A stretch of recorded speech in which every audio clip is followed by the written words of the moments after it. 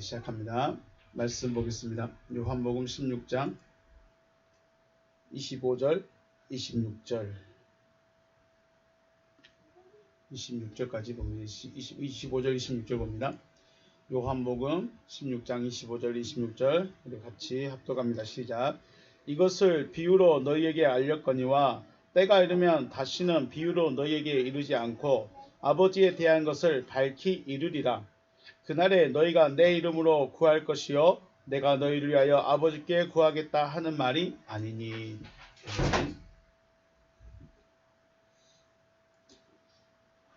성경을 우리가 대하면서 시대를 볼 수 있다는 것은 아주 중요한 일입니다. 그래서 지금 우리가 4차 산업이냐 그런 세대도 중요한데 중요한 것은 우리의 신앙관입니다. 우리의 신앙, 내 개인적인 신앙의 시대. 지금 우리가 어떤 시대를 살아가느냐, 우리 전체적인 온 지구상에 일어나는 그 시대적인 변화도 중요한데 중요한 것은 내 개인적인 시대가 지금 어디쯤에 있느냐, 내가 지금 어느 시대에 가고 있느냐, 이것을 본다는 것은 굉장히 중요하다는 것입니다. 애굽에서의 신앙은 애굽에서도 분명히 믿음이 있습니다.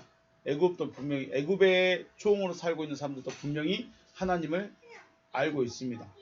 또 약속도 가지고 있습니다. 그런데 문제가 뭐예요? 누구를 섬기고 있어요? 바로를 섬기고 있다는 거예요.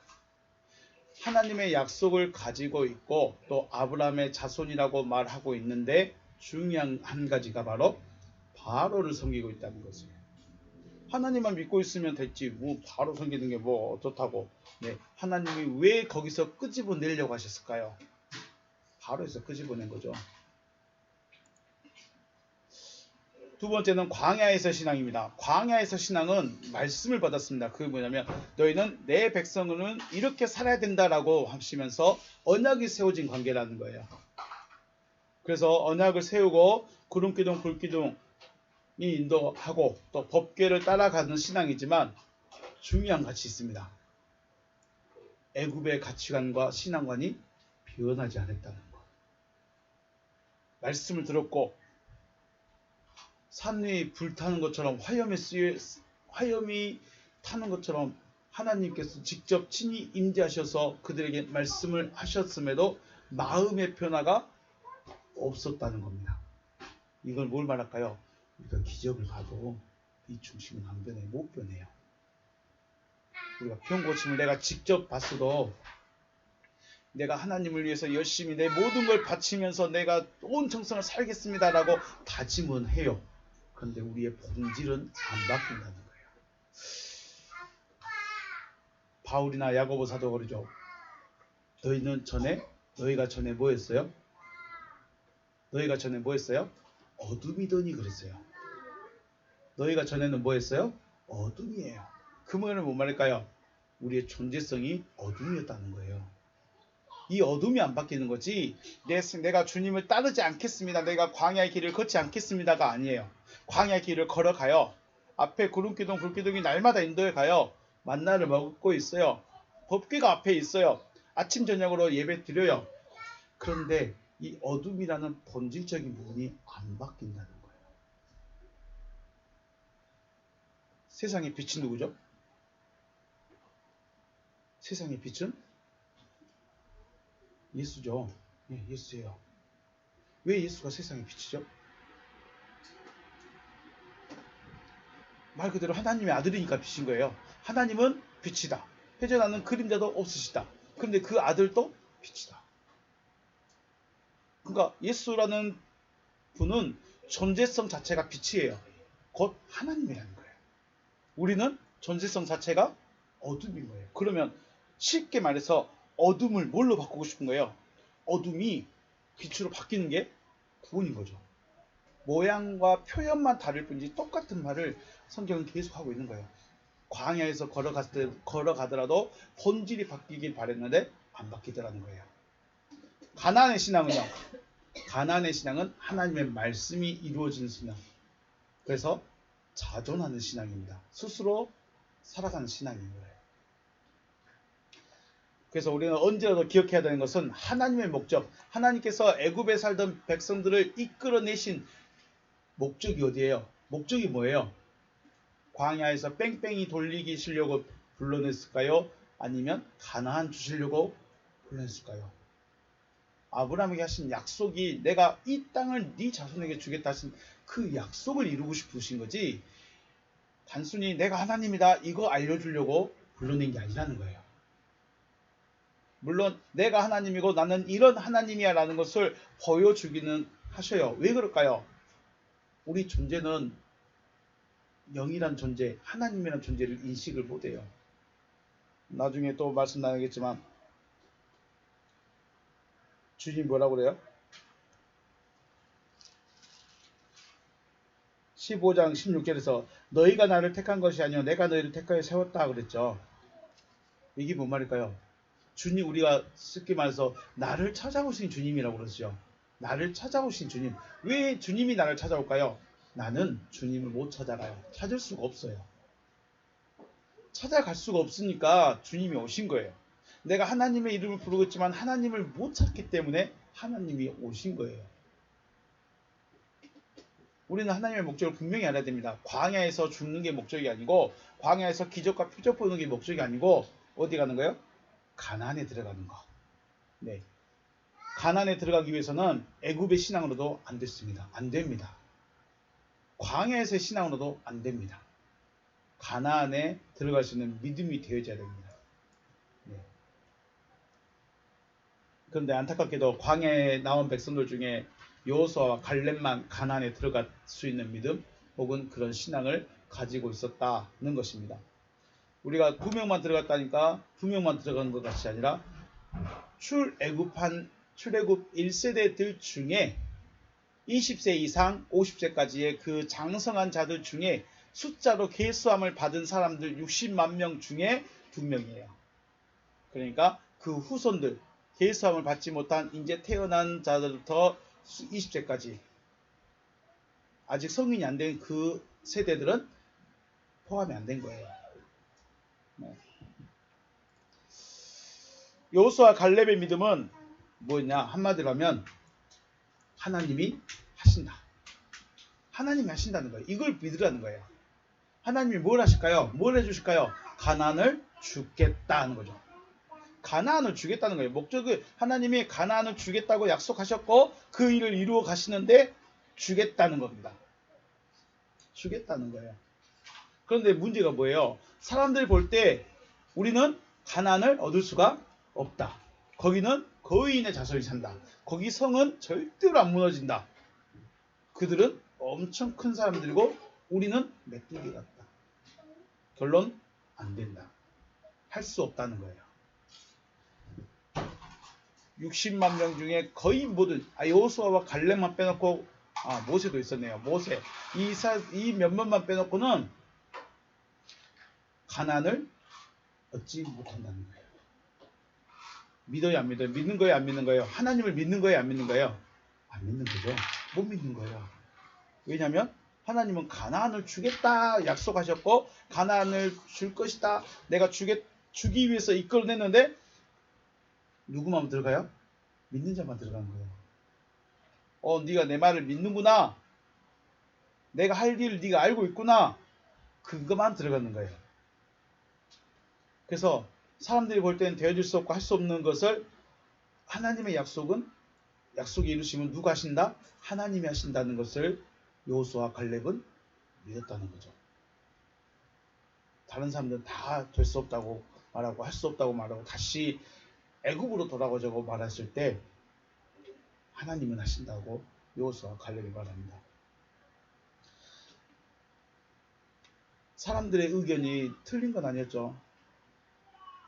정말 어려운 일이고 힘든 일이고 인간적으로 봤을 때 절대로 되어질 수 없는 일이 이스라엘 백성들이 가나안에 들어가는 거예요. 거기는 전쟁 준비가 되어 있고 언제든지 전쟁을 할 수 있는 나라가 다 있어요. 그런데 이스라엘은 군사도 없어요. 무기도 없어요. 아무것도 없어요. 그냥 맨손으로 들고 가는 거예요. 전쟁을 해도 절대 이길 수가 없다는 거예요. 맞죠? 안 된다는 겁니다. 그래서 이성적인 판단을 했을 때 어쩌면 애굽으로 돌아가는 것이 가장 합리적인 판단입니다. 네.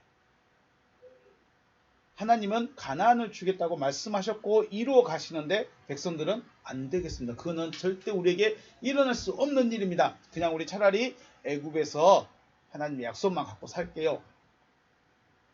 그러면 하나님의 약속이 이루어져요, 안 이루어져요? 절대로 안 이루어져요.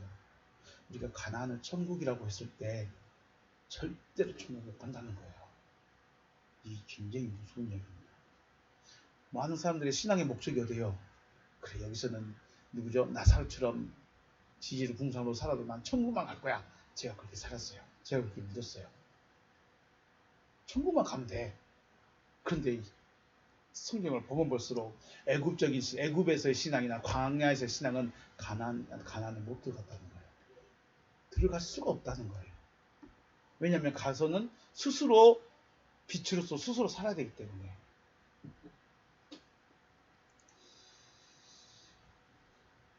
왜 그들이 애굽에서 나왔으면 시내산에서 하나님의 음성을 들었는가? 하나님께서 그들의 조상에게 하신 약속을 이루려고 그들을 애굽에서 이끌어내셨고 시내산에서 음성을 들려주셨고 율법을 주셨다는 거예요. 하나님의 목적이 어디 있느냐를 모르면 우리 그 누구죠? 책 제목이죠. 목적이 이끄는 삶. 네, 중요한 저는 제목만 봤습니다. 목적이 이끄는 삶. 목적이 어디 있는지가 분명히 하죠. 하나님의 목적, 하나님을 믿고 가는데 하나님의 목적을 몰라. 내 목적이 애굽에서 나온 것이라면 성공한 거예요. 그런데 문제가 뭐예요? 하나님의 목적을 모른다는 거. 하나님의 목적은 어디예요? 가나안이다.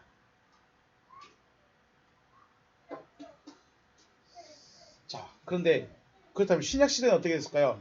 신약시대는 신약은 율법시대와 예수시대, 예수님이 계시던 시대, 즉 은혜시대, 그리고 진리시대로 구분합니다. 율법시대, 은혜시대, 진리시대로 구분합니다. 율법시대는 율법을 지키면 구원을 얻는다는 신앙이었죠. 그리고 그래서 율법은 하나님의 백성, 하나님의 아들의 삶을 말씀하시는데 사람들이 지키는 데 목적을 뒀어.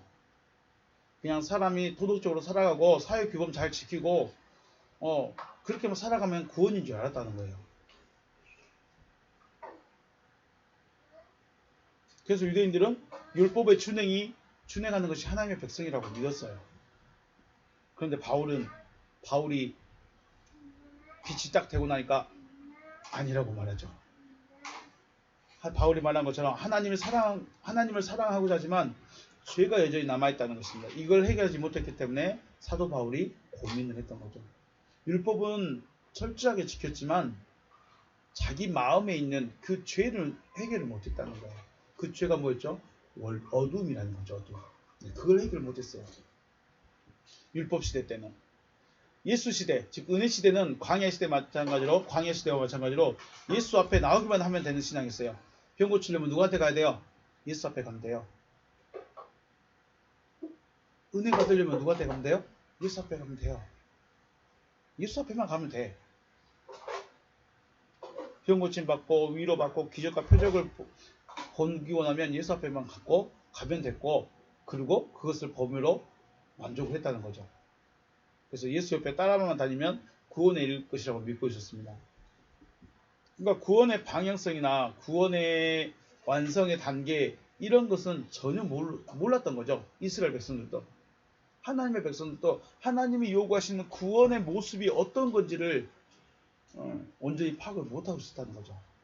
율법만 지키면 됐다는 거지. 그래서 예수를 따라다니던 제자들 마음 바뀌었어요, 안 바뀌었어요? 마음이 변하지 못했다는 거죠.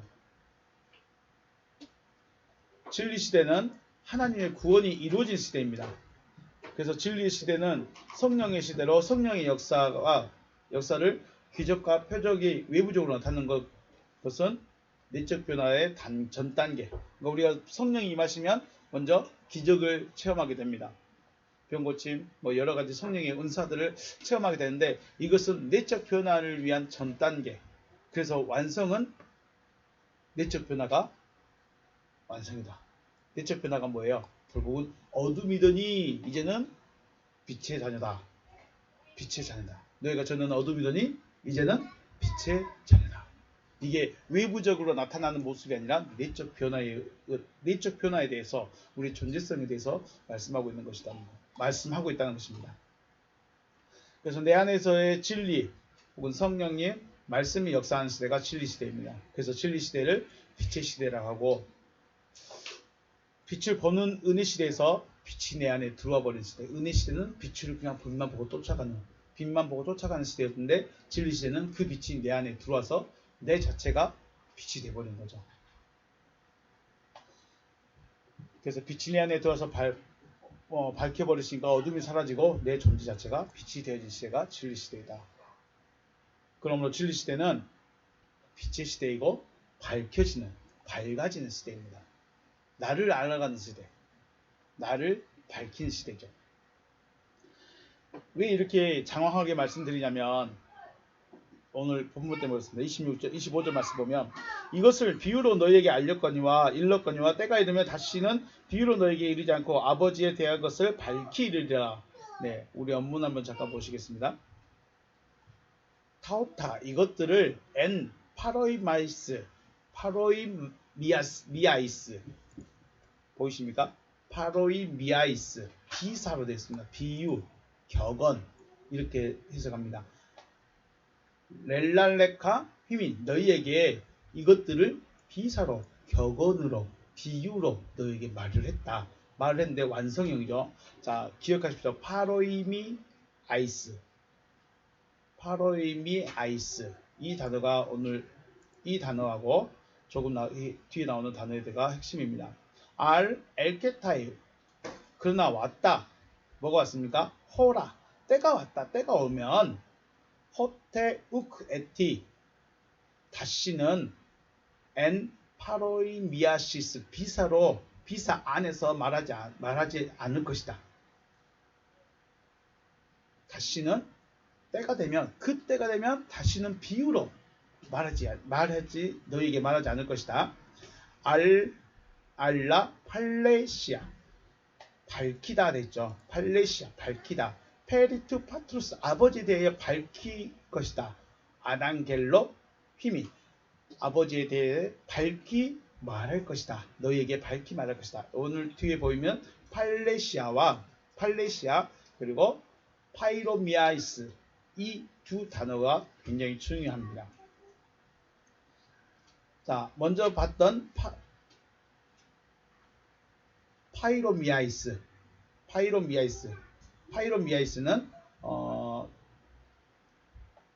파로인데 포로로 했네요. 포로이미아가 아니라 파로이미아입니다. 파로이미아인데 단어 뜻을 보니까 격언 되어 있습니다. 잠언 혹은 가공의 설명 이런 뜻이죠. 우화, 격언 이렇게 되어 있습니다. 이 단어는 오이마이아에서 유래했습니다. 유사하게 또 상상하다, 생각하다라는 뜻을 가지고 있습니다. 그러니까 쉽게 말해서 비유로 어떻게 이걸 더 어렵네요. 그렇습니다. 비유로 말한 거예요. 비유로. 격언 사전적인 뜻입니다. 우리 격언 오랜 역사적 생활 체험을 통해 이루어진 인생에 대한 교훈이나 경계 따위를 간략하게 표현한 짧은 글 이렇게 되어 있습니다. 이 말이 더 어려운가요? 일단 우리가 알고 있는 비유입니다. 성경에 대해서 비유를 해줬다는 거예요. 자, 주님께서 제자들과 나눴던 말씀들은 직접적으로 해석해 주지 않습니다. 그리고 직접적인 해석들은 대부분 이 기록이 안 되어 있습니다. 왜 그럴까요?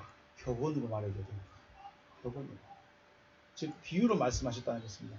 왜냐하면 듣는 이들의 이해를 돕기 위해서이고 둘째는 직접적인 해석의 때가 아니에요. 쉽게 말해서 아직 때가 이르지 않았기 때문에 직접적으로 밝히 말을 못 해주는 거예요. 첫 번째 이유는 사람들이 이해를 못해요.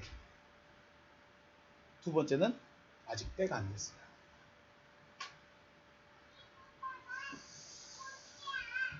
직접적인 해석의 때라는 것은 주님께서 직접 말씀해 주시는 것이 아니라 실체가 되어짐으로 알게 되는 것들을 말하는 것입니다. 그래서 우리가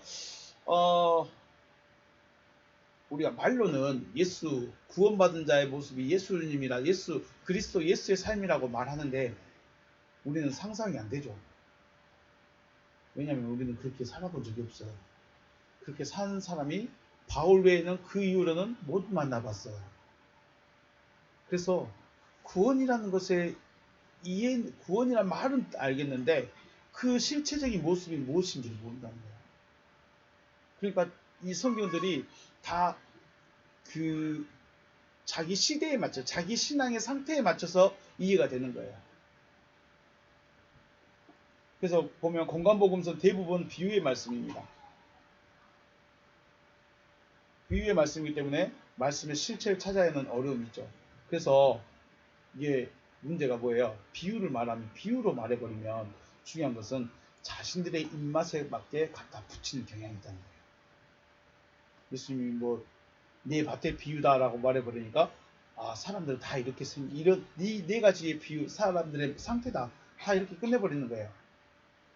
근데 그게 구원에 관련 이야기라면 굉장히 조심스럽게 접근해야 되는 비유의 이야기죠. 또 뭐 비유가 있을까요? 하다못해 병 고치는 것도, 우리 나면서 소경된 자 있죠? 누구죠? 바디메오입니까?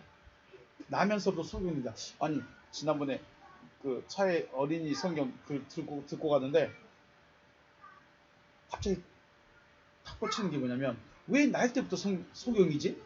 그런데 날 때부터 소경 고칠 때 주님이 뭐라고 그러죠? 얘는 부모 잘못 아니고 자신 잘못 아니고 누구를 위해서다? 하나님의 영광을 위해서다. 이게 뭔 말일까? 비유로서는 저도에 이해가 안 되는데, 단순히 병 고치니까 눈 떠지니까 이 하나님께 영광이라면 저와 여러분은 하나님께 영광 돌릴 일이 있을까요, 없을까요? 영광 돌릴 일은 부자 되는 거, 출세하는 거, 어디 좋은 직장 다니는 거예요. 하나님께 영광 돌리는 거죠. 진짜 그거밖에 없을까? 근데 우리는 날 때부터 뭐예요? 소경이에요. 우리가 소경으로 나서 눈이 떠져야 하나님께 영광인 거예요. 여러분도 눈이 떠져야 영광이에요. 눈이 안 떠지면 그냥 그 삶 그대로예요. 그냥 거짓 삶이에요. 그렇구나. 그러니까 이런 비유들을 하나님 주님의 관점에서 뭘 말씀하고 싶은가를 조금 더 생각해 보면 그런 비밀들이 있지 않을까 하는 생각을 해봅니다. 중요합니다. 비유는 듣기는 쉬운데 자기 입장에서만 해석하게 된다는 겁니다. 자, 두 번째, 파르레시아.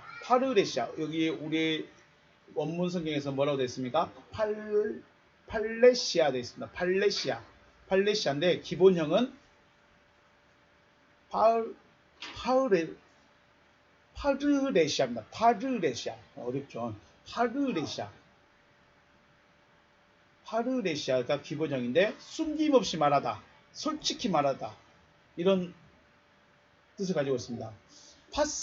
파스는 모든이라는 뜻이고, 흐레오는 말하다.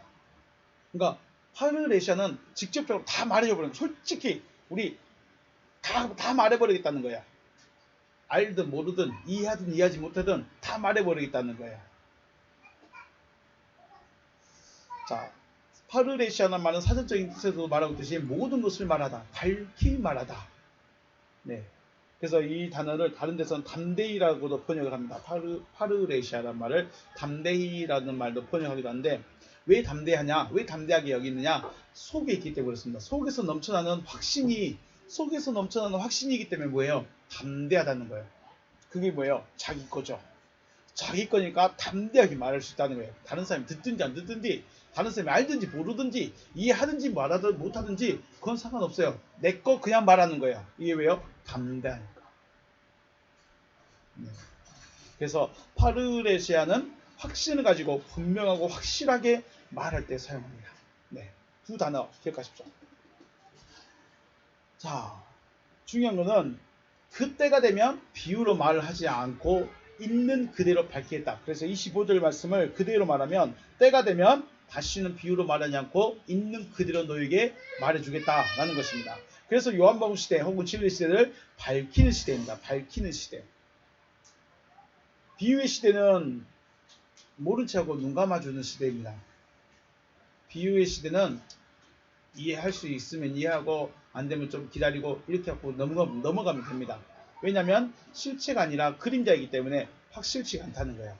그래서 우리가 이걸 조금 더 다른 의역을 해서 비유라는 말을 그림자로 보겠습니다. 그리고 파우레시아, 밝히 말하다는 것을 실체로 보겠습니다. 두 단어를 다시 한번 정리합니다. 비유라는 말을 뭘로 비유했습니까? 뭘로 빗댑니까? 그림자로. 그리고 밝히 말하다 이 말을 파르레시아를 실체라고 대입해서 설명을 드리겠습니다. 자, 우리 그림자를 보면 어떻습니까? 그림자를 보면 사람인지 멍멍인지 알 수 있어요? 몰라요? 알 수 있어요. 그런데 중요한 거는 이 그림자가 정화일 건지 주차일 건지 알 수 있어요? 몰라요? 물론 같이 살고 옆에 사니까 이건 아빠 그림자다, 이건 엄마 그림자다, 물론 찍을 수도 있어요. 그런데 우리 뭐죠? 그 프로그램 있잖아요. 통 속에 들어가서 그림자만 보고 노래하는 거 맞추는 거, 히든싱어 보면 목소리라도 들리니까 다행인데 그 실루엣만 보고 누군지 맞출 수 있을까요? 모를까요? 블라인드 쳐놓고 뒤에서 비춰서 똑같은 복장, 똑같은 키, 똑같이 해놨으면 알 수 있어요? 몰라요? 블라인드 해보면 못치기 어렵죠. 그림자만 보고는. 그런 겁니다. 그림자만 보는 시대는 누가 누군지는 몰라요.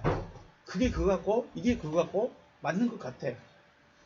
그래서 실체를 못 보는 시대가 그림자 시대, 비유의 시대예요.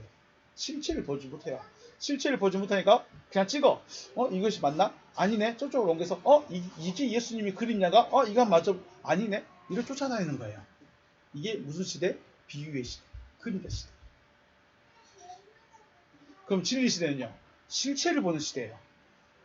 눈이 보이는 이상 제가 청아리고 제가 제 아들인 걸 누가 봐도 알아요. 그죠? 그림자 보고 맞추는 게 아니라 이제 그림자 놀이가 아니라 실체를 보고 사는 시대가 진리 시대예요. 그러니까 완전히 다른 거죠. 어쩌면 그림자 시대는 눈 감고 다니는 시대예요. 그래서 소경 이야기를 하는 겁니다. 진리 시대는 눈이 떠진 시대예요.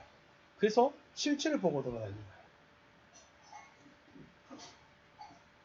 그렇기 때문에 믿음이 어떠한지, 사람의 믿음인지 자기 자신의 믿음인지 하나님의 믿음인지 분명하게 했다는 거예요. 그래서 밝히는 시대라고 했기 때문에 밝히는 시대가 그냥 내가 빛이니까 내가 진리를 전파하겠습니다가 그런 의미가 아니라 내 믿음에 대해서 확실하게 이제 보는 시대예요. 다른 사람을 평가해주고 판단해주는 그런 시대가 아니라 누굴 보는 시대? 자기를 보는 시대. 내가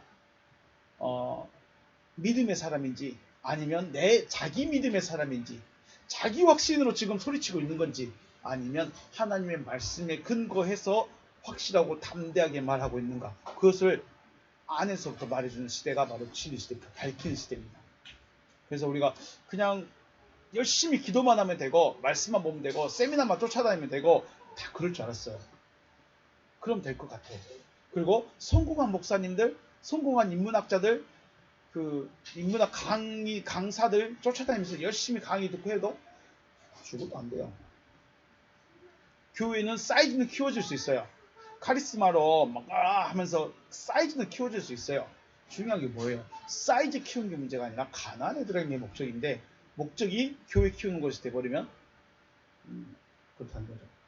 그러니까 밝히는 시대는 당신은 빛, 당신은 어둠, 이거 판단하는 것이 아니라 내 안에 있는 믿음의 실체를 보게 하는 시대가 바로 진리 시대다라는 것입니다.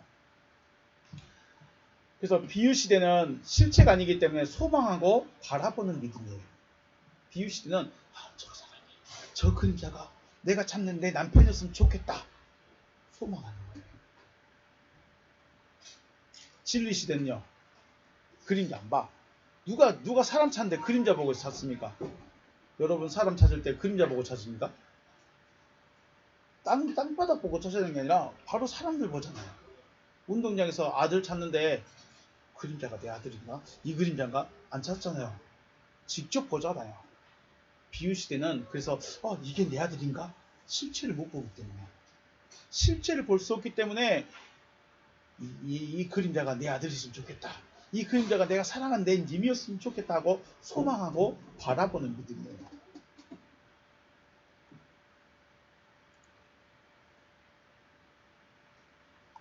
진리 시대는 실체의 시대입니다. 실체를 보는 시대. 그래서 비유의 시대는 믿음과 소망이에요. 내가 이렇게 됐으면 될 줄로 믿습니다. 믿음이 뭐예요? 바라는 것이죠. 믿음이라는 것은 단순히 뭔가 되어지길 바라는 게 믿음이고 소망인 거예요. 그런데 실체 시대, 진리 시대는 바로 사랑의 시대입니다. 실체가 돼버린 거예요. 사랑이라는 실체가 되어졌을 때 진리 시대라는 것입니다. 그런데 우리는 뭐에 익숙해요? 비유에 익숙해요. 그래서 직설적인 말을 안 좋아해요. 우리가 지금까지 계속 이야기한 게 뭐예요? 우리의 믿음의 실체를 보기 위해서 쭉 빙글빙글 돌아와서 온 거예요. 그러니까 때로는 어렵기도 하고 이게 뭔 말이야 이해가 안 되고 하는데 이제 가면 갈수록 가까워져요. 직설적으로 돼가죠. 처음에는 뺑글뺑글 돌아서 왔는데 이제는 거의 직설적이에요. 고린도전서 13장 말씀 우리가 사랑장이라고 그러죠. 사랑은 이렇게 하는데 그 결론이 뭐냐면 우리가 지금은 거울로 보는 것 같이 힘이 하나 그때는 얼굴과 얼굴을 대하여 볼 것이다. 그러니까 우리는 이 말씀 보고 그래 지금은 뭔지 모르겠는데 천국 가면 다 볼 수 있어. 그래서 천국에 갔다 오신 분들 대부분 이야기가 뭐예요? 나 누구 보고 왔다. 그렇게 이야기해요. 이게 무슨 말일까요? 이거는 지금 우리 신앙의 시대에서 말한 겁니다. 거울. 우리가 지금 보는 거울은 아주 나를 적나라하게 보여주죠. 내 얼굴을 그대로 보여주는 거울인데 이때 시대의 거울은 어땠어요? 그림자만 보는 거예요. 형태만 보는 거예요. 우리 청동기 거울이나 우리 스테인리스 밥그릇 보면서 우리 얼굴 보기도 하죠. 지금이야 광택 잘 나지만 옛날 보면 그림자만 보이죠. 형태만 보이죠. 스테인리스 보고 화장하신 분 계신가요? 아니면 뭐라 배울까요? 좀 불투명 창문 보고 화장하신 분 계실까요? 화장할 때 아주 자기를 딱 보여주는 거울 보고 하는 것처럼 그때 시대 거울은 지금 이런 거울이 아니었던 거죠. 형태는 있으나 분명하지 않는 것이 그때의 거울이었죠. 자, 근데 그때가 되면 얼굴과 얼굴을 보듯 분명하고 확실하게 이제 실체를 볼 수 있다는 거죠. 이게 믿음, 소망, 사랑. 13장 13절에 그런데 믿음, 소망, 사랑 이 세 가지는 항상 있을 것인데 그 중에 제일은 사랑이다. 이 말씀이 이렇게 풀어지는지 몰랐습니다. 왜 사랑이 제일이냐? 믿음과 소망은 바라보는 자예요. 그래서 그림자만 보고 있는 거예요. 비유만 보고 있는 거예요. 근데 사랑은 실체가 되어진 거예요. 그래서 사랑이 제일이에요. 그냥 사랑이 제일이니까 사랑해야지가 아니라 믿음과 소망은 바라보고만 가는 시대예요. 그러니까 바라보고만 가기 때문에 이게 맞는지 틀린지를 모르는 거예요. 이게 내 남편인지 내 아내인지 내 아들인지 모르는 거예요. 그냥 가는 거예요. 사랑은요. 실체가 되어졌기 때문에 분명한 거예요. 사랑을 하는데 그림자와 사랑하시겠습니까? 아니면 사랑한 사람의 손을 잡고 사랑을 하시겠습니까? 그죠? 사랑은 남편은 남편인데 전 그림자도 족합니다면 그림자만 보고 있을래요? 그림자만 보고 있으면 안 되잖아요. 손도 잡고 눈도 마주쳐야 하는 것처럼 내 지금 신앙의 시대가 믿음과 소망의 시대를 살고 있는가 아니면 사랑의 시대를 살고 있는가 비유만 쫓아가고 있고 격언만 그림자만 쫓아가는가 아니면 진짜 실체를 보고 실체를 따라가고 있는가 실체를 볼 수 있는 그때가 이르러야 된다는 것입니다. 다 됐네요. 준비된 게. 네. 25절 말씀. 한 절밖에 안 했는데.